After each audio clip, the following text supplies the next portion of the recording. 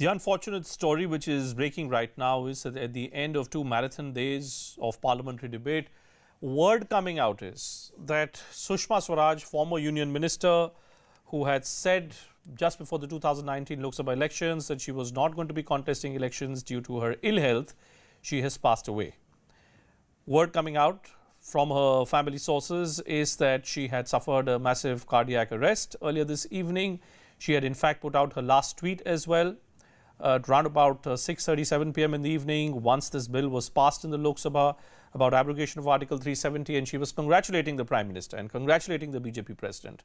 And unfortunately, thereafter, Sushma Swaraj suffered a heart attack. She was then taken to the All India Institute of Medical Sciences, where she has now been declared as having passed away. It's a very sad story.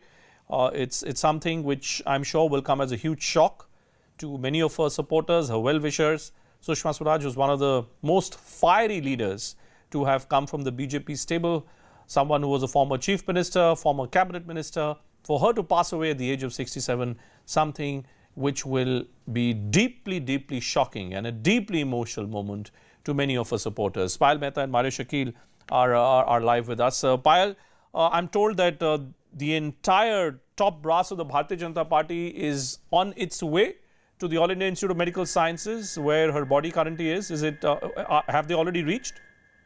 You know, Bhupen, with the news coming in, a lot of these ministers who are currently also in the parliament, including Party President Amit Shah and Home Minister Amit Shah, they're all said to be on their way to the hospital.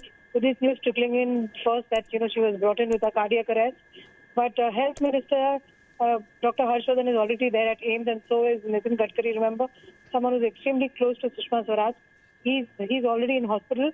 The official announcement will come in a bit from now, but the news doesn't look very good. And like you've been saying, Sushma Swaraj is not only one of those fiery women ministers that the Modi government had, but somebody who battled a lot of illness in the past as well. Going through a kidney transplant, going through all kinds. That's one of the reasons that she decided that she did not want to for 2019 elections. The news certainly doesn't look good, although we are still waiting for an official confirmation on it, but news certainly doesn't look good.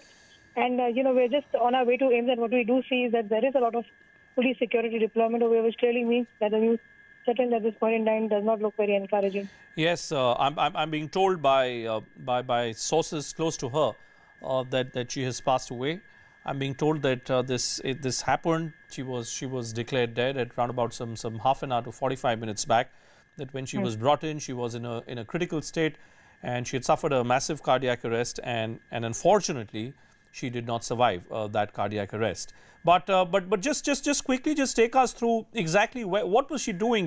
She didn't contest the Lok Sabha elections, and one did see her during the Lok Sabha elections make a few public appearances, Payal, but she wasn't really coming out in public domain on multiple occasions. I think the last time she went was sometime immediately after the Pulwama strikes, when she was there at the OIC meeting, and one saw her in public after a very long time. The last 2 to 3 months, Payal, what was the schedule like?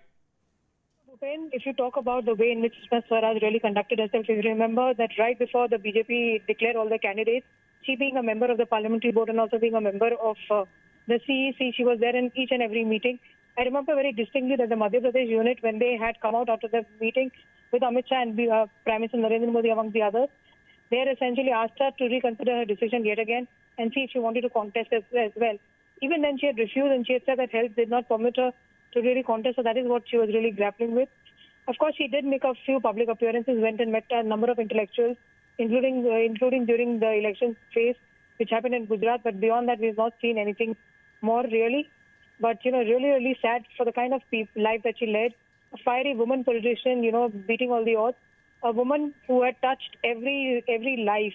If you remember that, on Twitter itself, as she was an external affairs minister, she had done so much for people, not only in India, but also overseas, and always in good spirits, and always would, joke around when people would crack jokes with her on the internet, including the fact that recently when there was a rumor about her health, she tweeted to say that don't spread rumor about my health. I'm completely